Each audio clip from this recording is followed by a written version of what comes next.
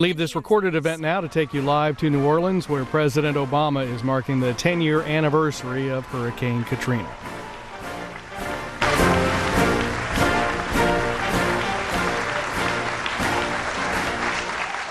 Everybody have a seat. Hello, everybody. Where are you at? It's good to be back in the Big Easy.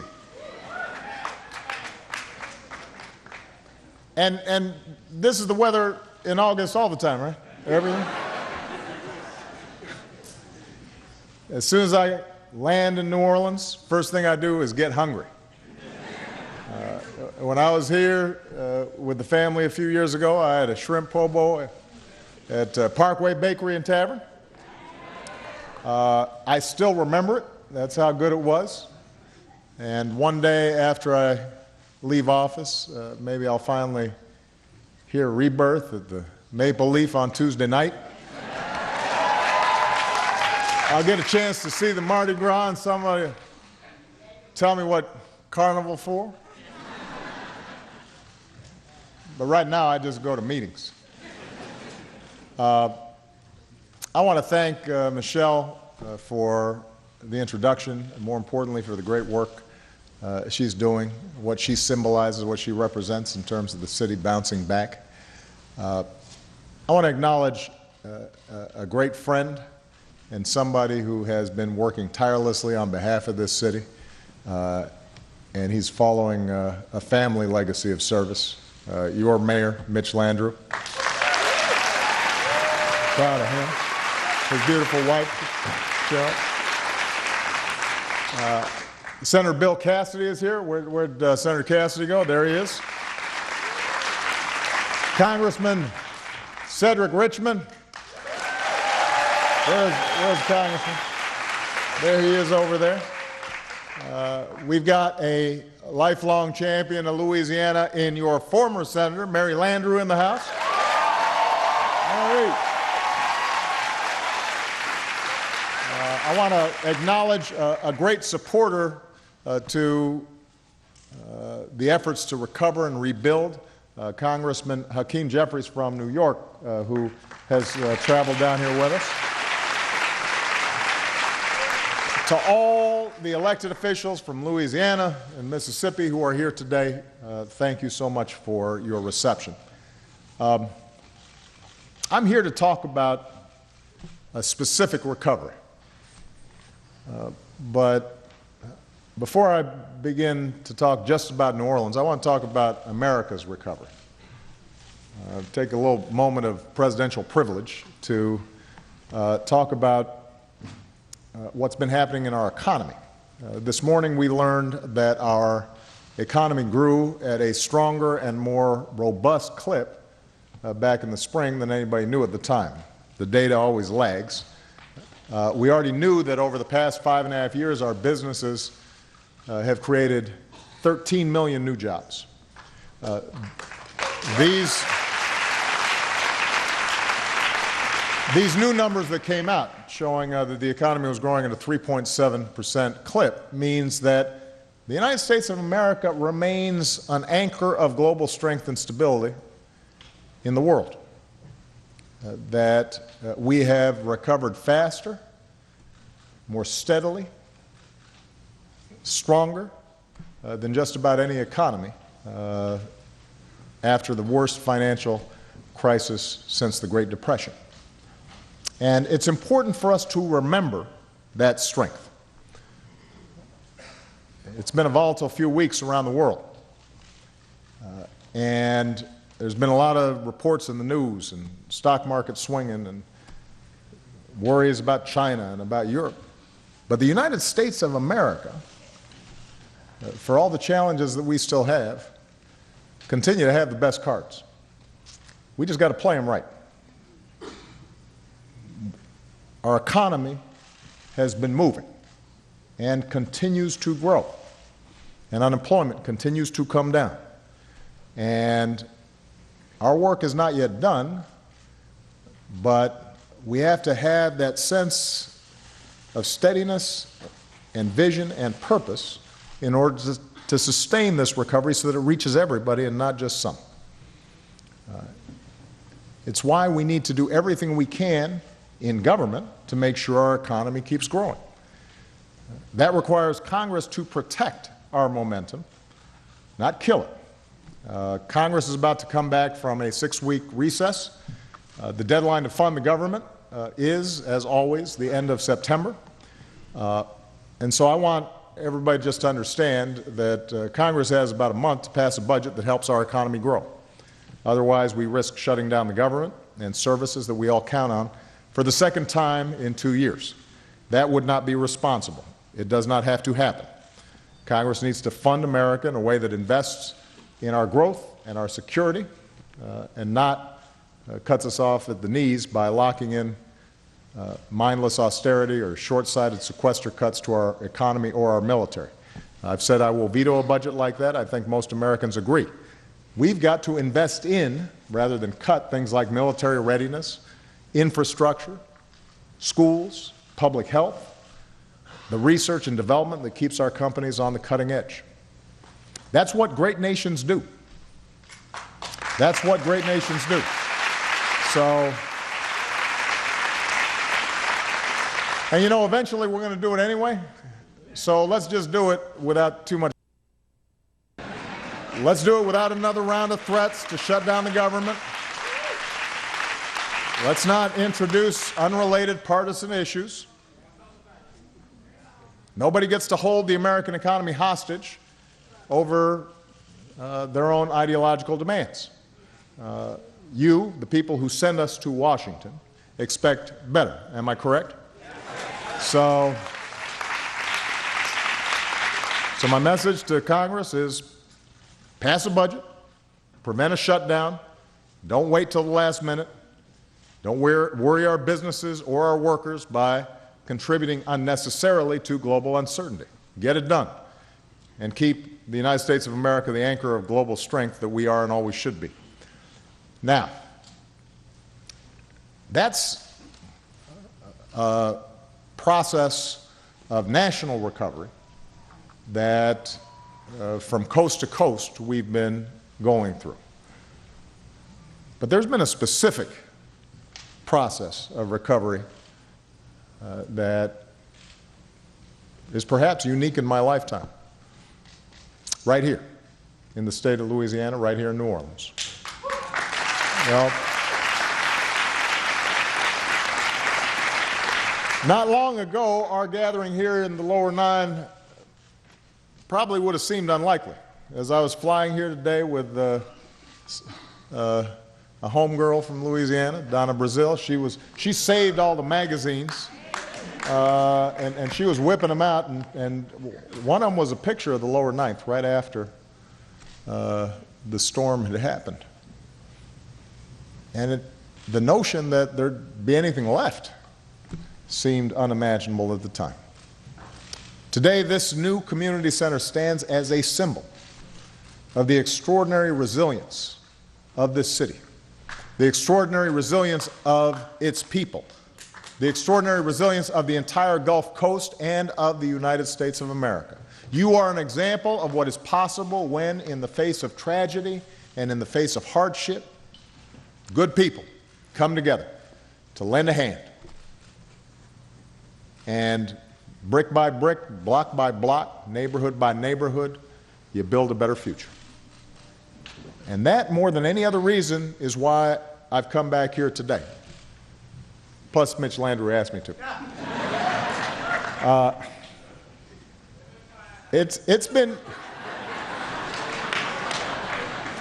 It's been 10 years since Katrina hit. Devastating communities in Louisiana and Mississippi, across the Gulf Coast. In the days following its landfall, more than 1,800 of our fellow citizens, men, women, and children, lost their lives. Some folks in this room may have lost a loved one in that storm. Thousands of people saw their homes destroyed, livelihoods wiped out, hopes and dreams shattered. many scattered in an exodus to cities across the country, and too many still haven't returned. Those who stayed and lived through that epic struggle still feel the trauma sometimes of what happened. As one woman from Gentilly recently wrote me, a deep part of the whole story is the grief. So there's grief then, and there's still some grief in our hearts. Here in New Orleans, a city that embodies a celebration of life, suddenly seemed devoid of life. A place once defined by color and sound, the second line down the street, the crawfish boils in backyards, the music always in the air, suddenly was dark and silent. And the world watched in horror. We saw those rising waters drown the iconic streets of New Orleans. Families stranded on rooftops, bodies in the streets, children crying, crowded in the Superdome. An American city dark and underwater. And this was something that was supposed to never happen here. Maybe someplace else, but not here, not in America. And we came to realize that what started out as a natural disaster became a man-made disaster, a failure of government to look out for its own citizens. And the storm laid bare a deeper tragedy that had been brewing for decades, because we came to understand that New Orleans, like so many cities and communities across the country, had for too long been plagued by structural inequalities that left too many people, especially poor people, especially people of color, without good jobs or affordable health care or decent housing. Too many kids grew up surrounded by violent crime, cycling through substandard schools where few had a shot to break out of poverty. And so, like a body weakened already, undernourished already, when the storm hit, there was no resources to fall back on. Shortly after the storm, I visited with folks not here because we couldn't distract local recovery efforts. Instead, I visited folks in a shelter in Houston, many who'd been displaced.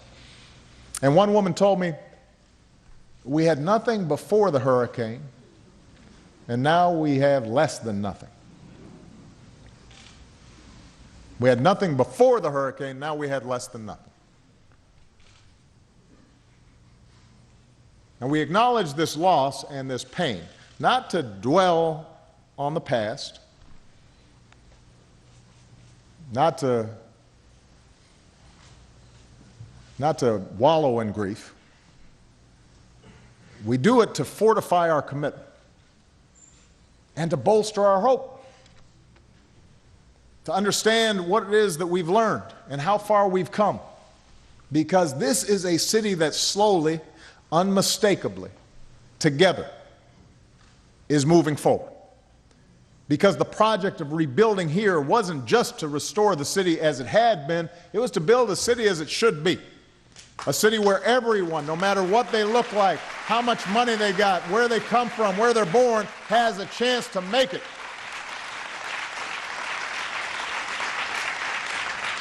And I'm here to say that on that larger project of a better, stronger, more just New Orleans, the progress that you have made is remarkable. The progress you've made is remarkable. That's not to say things are perfect. Mitch should be the first one to say that. We know that African Americans and folks in hard-hit parishes like Plaquemine and St. Bernard are less likely to feel like they've recovered. Certainly we know violence still scars the lives of too many youth in this city. As hard as rebuilding levees are, as hard as I agree with that, but I'll get to that. Thank you, ma'am. As hard as rebuilding levees is, as hard as rebuilding housing is, real change, real lasting structural change, that's even harder. And it takes courage to experiment with new ideas and change the old ways of doing things. That's hard. Getting it right and making sure that everybody is included and everybody has a fair shot at success, that takes time. That's not unique to New Orleans. We got those challenges all across the country. But I'm here to say, I'm here to hold up a mirror and say, because of you, the people of New Orleans working together, this city is moving in the right direction. And I have never been more confident that together we will get to where we need to go. You inspire me.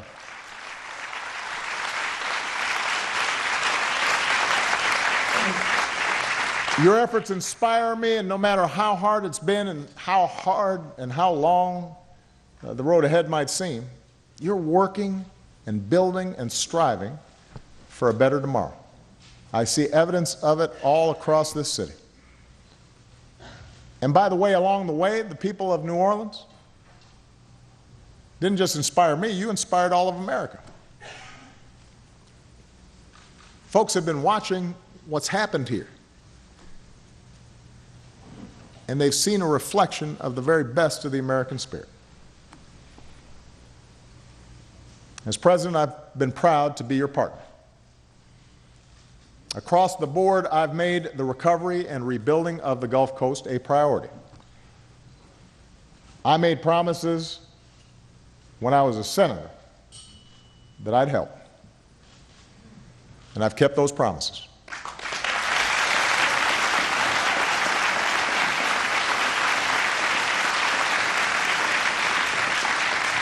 We're cutting red tape to help you build back even stronger.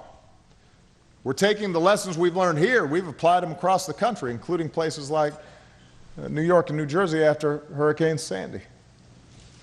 If Katrina was initially an example of what happens when government fails, the recovery has been an example of what's possible when government works together. State, local, community, everybody working together as true partners.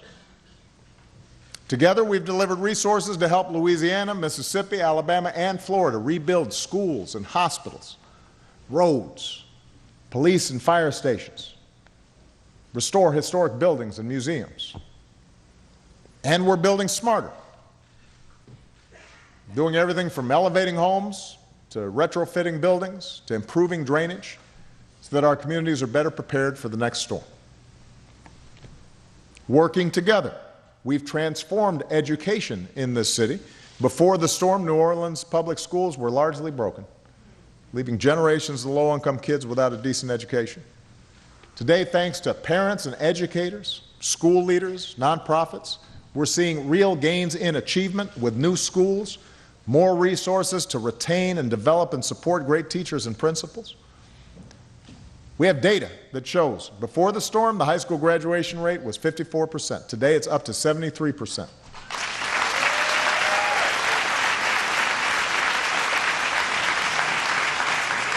Before the storm, college enrollment was 37%. Today, it's almost 60%. We still have a long way to go, but that is real progress. New Orleans is coming back better and stronger. Working together, we're providing housing assistance to more families today than before the storm, with new apartments and housing vouchers. And we will keep working until everybody who wants to come home can come home.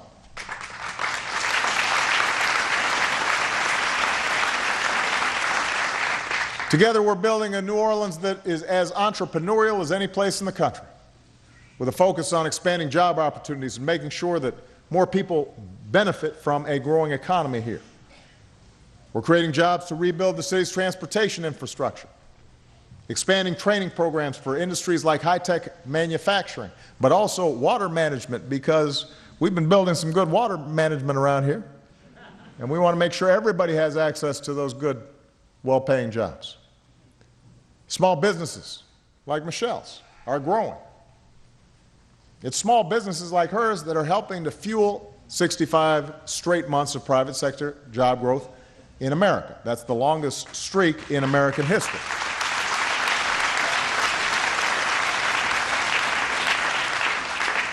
Together we're doing more to make sure that everyone in this city has access to great health care. More folks have access to primary care at neighborhood clinics so that they can get the preventive care that they need. We're building a brand new VA medical center downtown alongside a thriving biosciences corridor that's attracting new jobs and investment.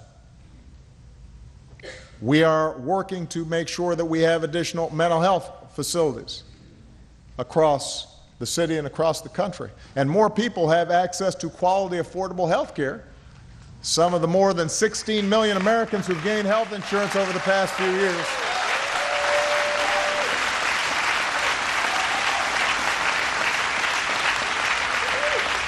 all of this progress is the result of the commitment and drive of the people of this region. I saw that spirit today. Mitch and I started walking around a little bit.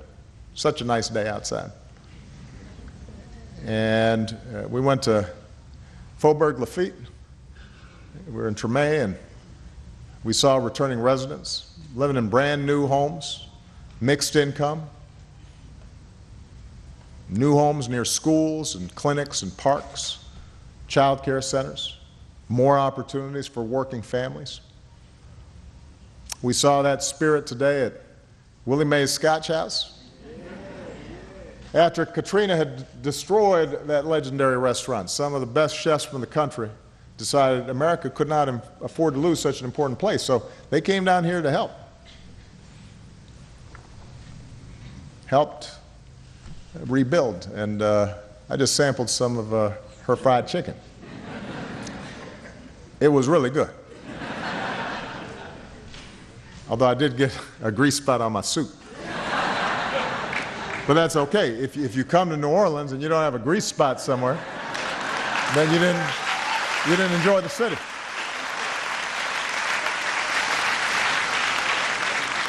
Just glad I didn't get it on my tie.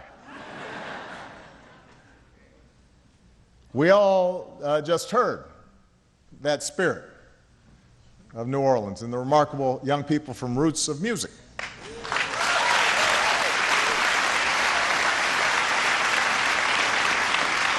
When the storm washed away a lot of middle school music programs, Roots of Music helped fill that gap. And today it's building the next generation of musical talent. The next Irma Thomas, or the next Trombone Shorty, or the next Dr. John. There's a Marcellus kid in here somewhere. How you doing? And I saw it in the wonderful young men I met earlier, who are part of NOLA for Life, which is focused on reducing the number of murders in the city of New Orleans. There's a program that works with the White House's My Brother's Keepers initiative to make sure that all young people, and particularly our boys and young men of color who so disproportionately are impacted by crime and violence, had the opportunity to fulfill their full potential.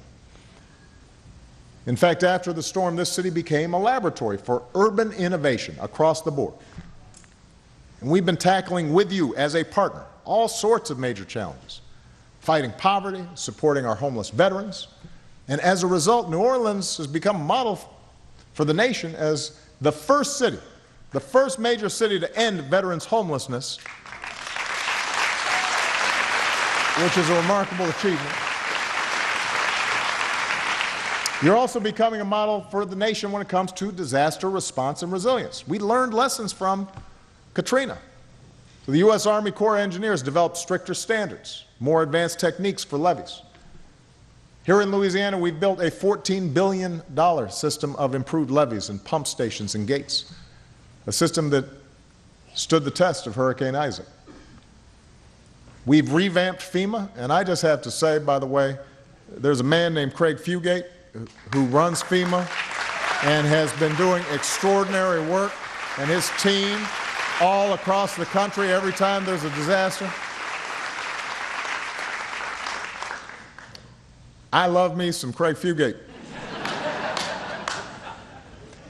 Although it's a little disturbing, you know, he gets excited when there are disasters because he gets restless if everything's just quiet. But under his leadership, we've revamped FEMA into a stronger, more efficient agency. In fact, the whole federal government has gotten smarter at preventing and recovering from disasters and serving as a better partner to local and state governments. And as I'll talk about next week, when I visit Alaska, making our communities more resilient is going to be increasingly important because we're going to see more extreme weather events as the result of climate change. Deeper droughts, deadlier wildfires, stronger storms. That's why in addition to things like new and better levees, we've also been investing in restoring wetlands and other natural systems that are just as critical for storm protection. So we've made a lot of progress over the past 10 years. You've made a lot of progress. That gives us hope. But it doesn't allow for complacency. It doesn't mean we can rest. Our work here won't be done when almost 40% of children still live in poverty in this city. That's not a finished job. That's not a full recovery. Our work won't be done when a typical black household earns half the income of white households in this city. The work's not done yet.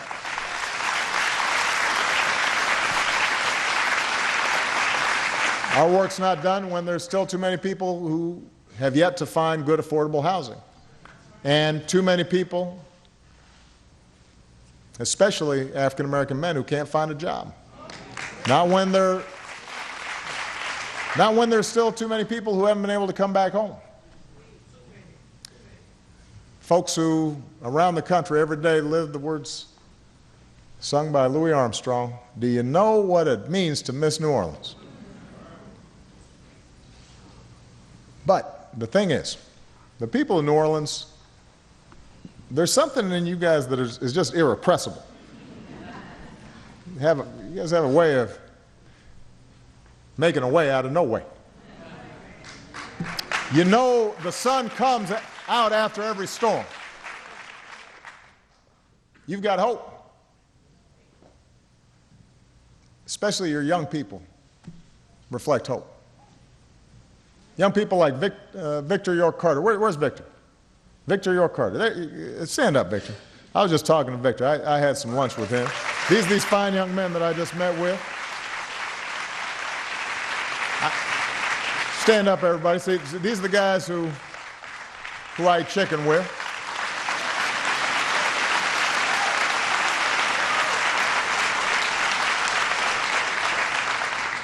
Really impressive. Have overcome more than their fair share of challenges, but are still focused on the future. Yes or no? I don't want you to start getting embarrassed. So I'll just give you one example. Victor grew up in the 8th Ward, gifted arts student, loved math. He was 13 when Katrina hit, and he remembers waking up to what looked like something out of a disaster movie. He and his family waded across the city, towing his younger brother in a trash can to keep him afloat. They were eventually evacuated to Texas. 6 months later, they returned, and the city was almost unrecognizable. Victor saw his peers struggling to cope, many of them still traumatized, their lives still disordered. So he joined an organization called Rethink to help young people get more involved in rebuilding New Orleans. And recently he finished a coding boot camp at Operation Spark. Today he's studying to earn a high-tech job, wants to introduce more young people to science and technology and civics so that they have the tools to change the world. And so Victor and these young men that I just met with, they've overcome extraordinary odds. They've lived through more than most of us will ever have to endure. They've made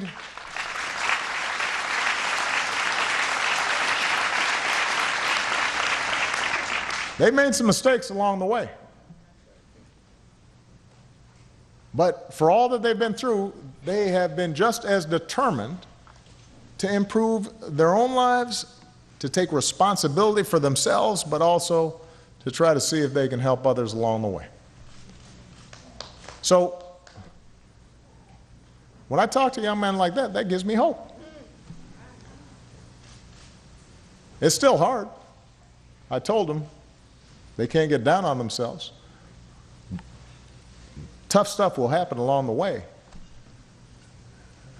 But if they've come this far, they can keep on going. And Americans like you,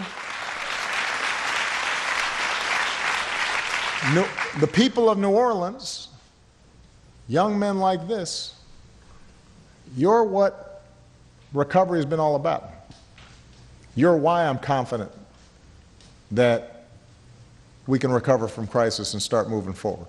You've helped this country recover from a crisis and help it move forward. You're the reason 13 million new jobs have been created. You're the reason the unemployment rate fell from 10% to 5.3. You're the reason that layoffs are near an all-time low. You're the reason the uninsured rate is at an all-time low, and the high school graduation rate's at an all-time high, and the deficit's been cut by 2/3, and 2 wars are over.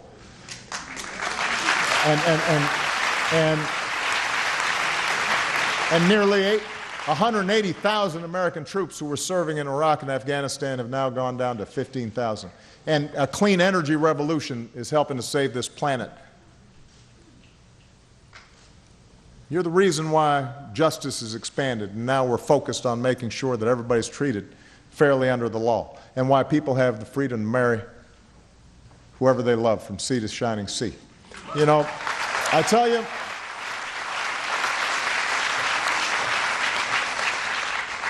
we're moving into the next presidential cycle, the next political season. And you will hear a lot of people telling you everything that's wrong with America. And that's okay. That's a proper part of our democracy. One of the things about America is we're never satisfied. We keep pushing forward. We keep asking questions. We keep challenging our government. We keep challenging our leaders. We keep looking for the next set of challenges to tackle. We find what's wrong because we have confidence that we can fix it.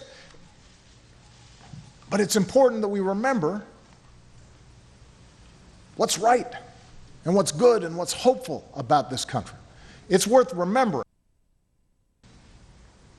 that for all the tragedy, for all the images of Katrina in those first few days, in those first few months, look at what's happened here. It's worth remembering the thousands of Americans like Michelle and Victor and Ms. Willie Mae and the folks who rallied around her. Americans all across this country who, when they saw neighbors and friends or strangers in need, came to help. And people who today still spend their time every day helping others, rolling up their sleeves, doing the hard work of changing this country without the need for credit or the need for glory. Don't get their name in the papers. Don't see their day in the sun. Do it because it's right. These Americans live the basic values that define this country. A value that we've been reminded of in these past 10 years as we've come back from a crisis that changed this city and an economic crisis that spread throughout the nation. The basic notion that I am my brother's keeper and I am my sister's keeper, and that we look out for each other, and that we're all in this together. That's the story of New Orleans, but that's also the story of America. A city that for almost 300 years has been the gateway to America's soul, where the jazz makes you cry, the funerals make you dance, The bayou makes you believe all kinds of things. A place that has always brought together people of all races and religions and languages. And everybody adds their culture and their flavor into this city's gumbo. You remind our nation that for all of our differences, we're all in the same boat. We all share a similar destiny. If we stay focused on that common purpose, if we remember our responsibility to ourselves, but also our responsibilities and obligations to one another, we will not just rebuild this city, we will rebuild this country. We will make sure not just these young men, but every child in America has a structure and support and love and the kind of nurturing that they need to succeed. We'll leave behind a city and a nation that's worthy of generations to come. That's what you've gotten started. Now we've got to finish the job. Thank you. God bless you. God bless America. Thank you.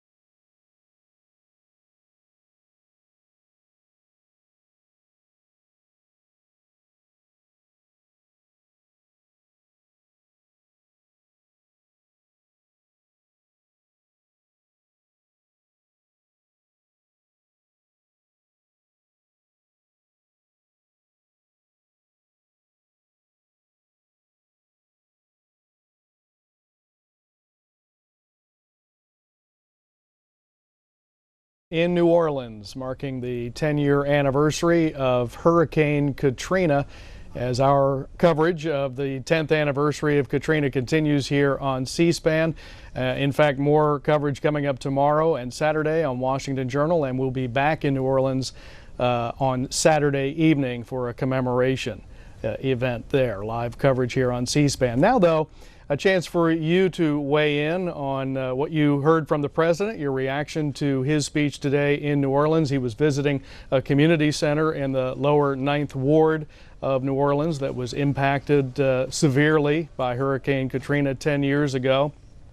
Your thoughts about what the president had to say, or if you just have a remembrance of Hurricane Katrina that you'd like to share with us today on C-SPAN. The number's on your screen. If you were impacted by Katrina 10 years ago, 202-748-8921.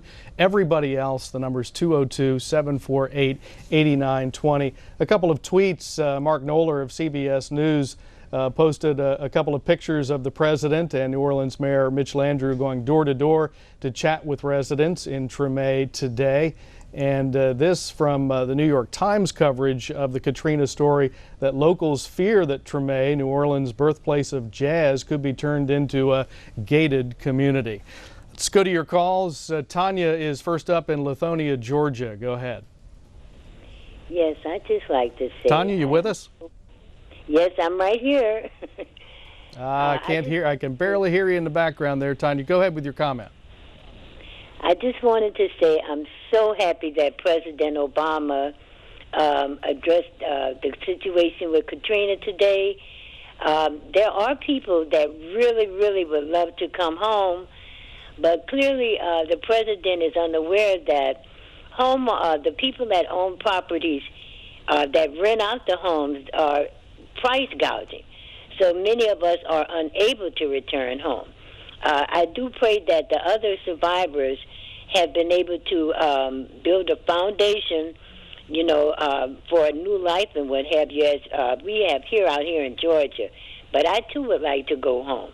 And I thank President Obama for coming out and acknowledging those young men, even though we didn't get a chance to see them.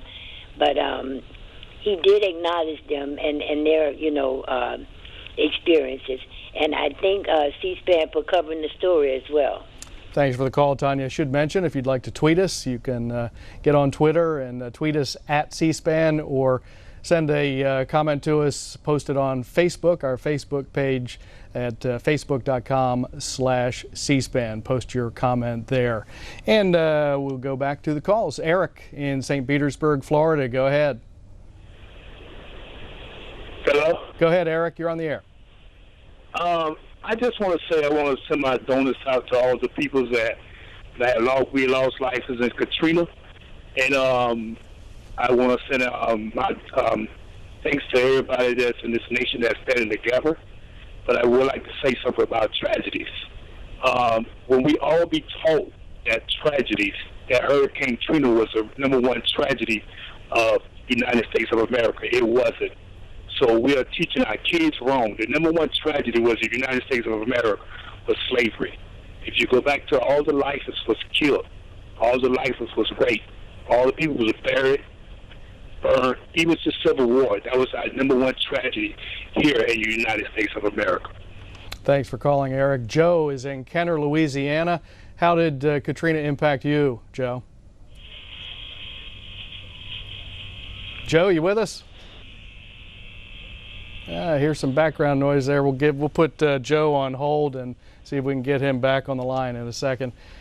Meanwhile, let's go to Erna in Seattle, Washington. Go ahead.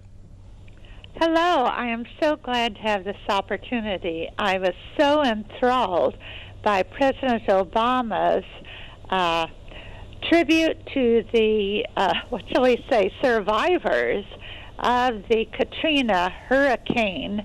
And 10 years has gone so fast, and we need this reminder of this crisis, because so many of us just assume that the government, FEMA, has, taken care of everything. And by virtue of this, we can see that there's a lot of work that needs to be done. Thanks for calling. Sean in Madison, Tennessee, you were impacted by the storm. How? Yes, sir. This is Sean. Go ahead. Impacted by the storm, you know, have family members that's been gone. Only question I have is, where's Governor Jindal, the person that's running for president right now? I don't understand why he's not in New Orleans right now. That's my question. Well, do you think, okay, we'll move on then. Walter joins us from Chula Vista, California. What are your thoughts on this 10th anniversary of Hurricane Katrina, Walter? Well, thank you for letting me be on. First, I'd like to say I'm a veteran. I'm from Louisiana. I have cousins that live in Louisiana. I'm a Vietnam vet, and I was so happy to see President Obama in Louisiana. And the answer to this, your previous caller about Bobby Jindal. Bobby Jindal is the governor of Louisiana, but basically he don't spend a lot of time in Louisiana. But anyway, I have relatives that I was just in New Orleans to visit my relatives, and I wanted to say that I was surprised myself how far New Orleans have come. And basically, I was so happy to see President Obama there, someone who I love very much because he cares so much about people, and for the people of New Orleans who's come back. And thank you for letting me say this. Thanks for calling. President Obama in New Orleans today. Before he spoke in that community center in the lower 9th Ward, he took a tour of part of that community that suffered 10 years ago at the hands of Hurricane Katrina. And he spoke for a few minutes during that tour. We'll watch that and then take more of your calls. The Faubourg Lafitte area in Treme is part of one of the most historic districts in New Orleans and Louisiana and America. A lot of folks think this is where jazz really first started taking root. It is obviously close to downtown in the French Quarter, one of the most important historic African-American communities in the country. And like so much of this area, it was devastated during the storm. But what you're seeing here is an example of the incredible federal, state, local partnerships that have helped to revitalize this community, not just with this housing, which is all new and was helped funded through a program called Hope 6, but also a new school in that direction, a new community center in that direction. And part of our goal has always been to make sure not just that we recovered from the storm, but also that we started dealing with some of the structural inequities that existed long before the storm happened.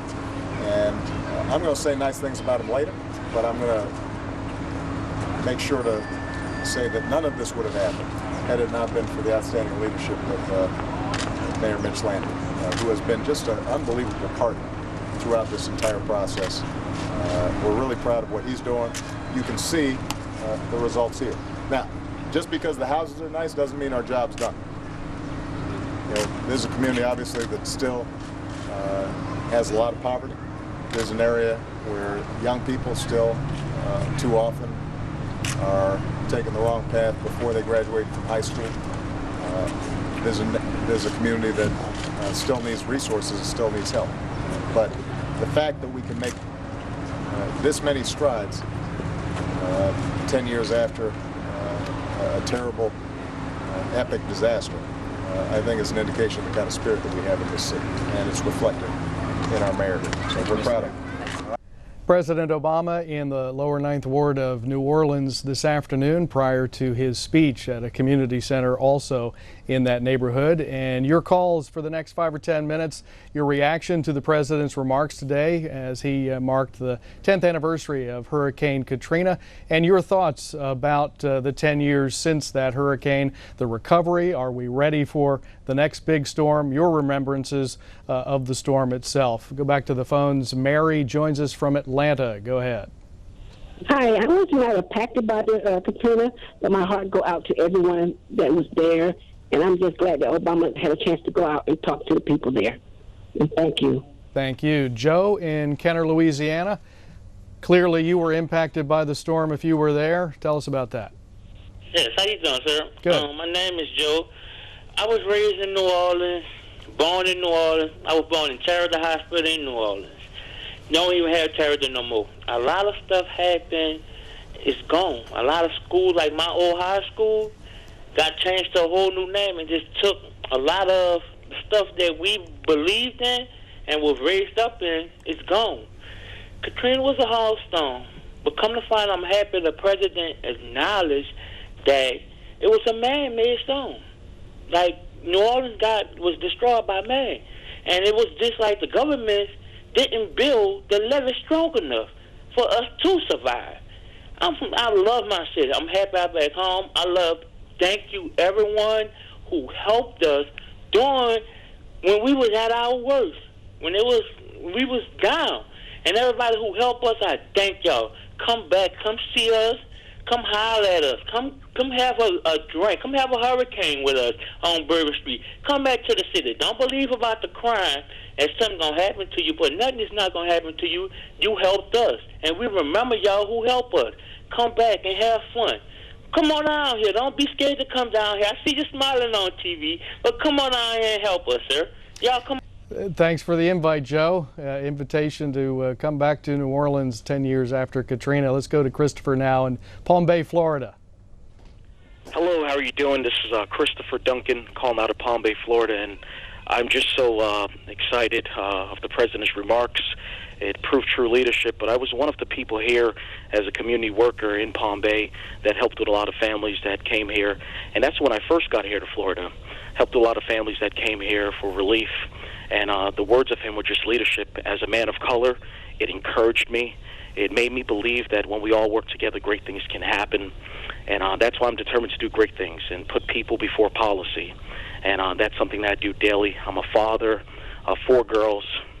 My eldest is a 10-year-old cancer survivor, and, you know, she sees the legacy of Barack Obama, our president, and she says, you know, Daddy, that's cool. You know, he seems like a real guy. He just shakes people's hands. He goes to them, and she's in 4th grade, but she's excited. And what he said today really resonated about the recovery for America, that, you know, if we can turn it around and do things great like we did in New Orleans and trickle that across the nation and set that example, then we have nothing to fear. So thank you for your time, and people before policy. That's what I'm fighting for, people before policy. Thanks for the call. Another Louisiana caller, Margaret, joining us. You were impacted by the storm. Go ahead. Yes, sir. We was impacted. We live below New Orleans, and I understand New Orleans had a big hit. But in Montague, Louisiana down here, we also had a big hit. I'm still fighting to get my house elevated, as you say, and we always getting turned down. We don't know why. We don't know who to go to help. Our levee back here broke on us for Hurricane Katrina, and it just seems like everybody's forgetting about the smaller communities around New Orleans and focusing on New Orleans itself.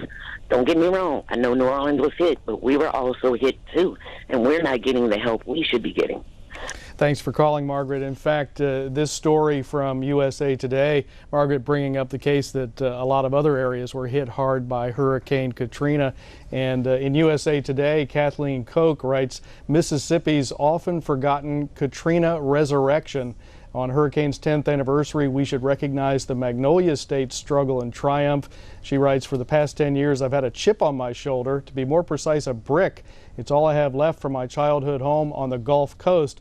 Hurricane Katrina's relentless winds and raging storm surge devoured our entire community. When I mention that, most people invariably respond, it was awful what that hurricane did to New Orleans. And therein lies the problem. I didn't grow up in New Orleans. My family didn't even live in Louisiana. The home we owned for more than 30 years was one of the 65,000 destroyed in Mississippi, leaving more than 100 people homeless. Again, that from Kathleen Koch in USA Today. Victor joins us in Georgia, Cartersville. You're on the air. Go ahead, Victor. Hey, first of all, I'd like to say what a wonderful job you all do at C-SPAN. And I particularly like the President's comments, and they were very good. And I'm also very proud that not only the government and worked together to get in there, but our church, the Episcopal Relief and Development, and as well as other charities have done a wonderful job and still continue to work hard to rehabilitate New Orleans. Thanks for calling. Pat in Earp, California. There. Hi. I am in California, and I have to say I have very dear friends in Baton Rouge, Lafayette, Slidell, and across the way there. And what breaks my heart that there are so many, so very, very many people that are lack of knowledge that the government did send a grant of money 2 years prior to the crisis that we are talking about today of 10-year reunion, and that individual embezzled the money and is incarcerated, and it seems to be skated over. Are you familiar with what I am referring to? No, go ahead, explain it. I do believe it was the mayor. I could be wrong. It was the governor. He is incarcerated. The government grant from Washington granted for the levees to be fixed, repaired, and put back in working order 2 years prior to the crisis that we are speaking of on a 10-year reunion. You're talking about Ray Nagin, the then mayor? That is correct. Okay. And had that money not been embezzled and never returned, those levees would have been in far better shape than they were the day that this storm hit. Thanks for calling, Pat. Our coverage of the 10-year anniversary of Hurricane Katrina continues here on C-SPAN. I'm the leading state sponsor of terrorism.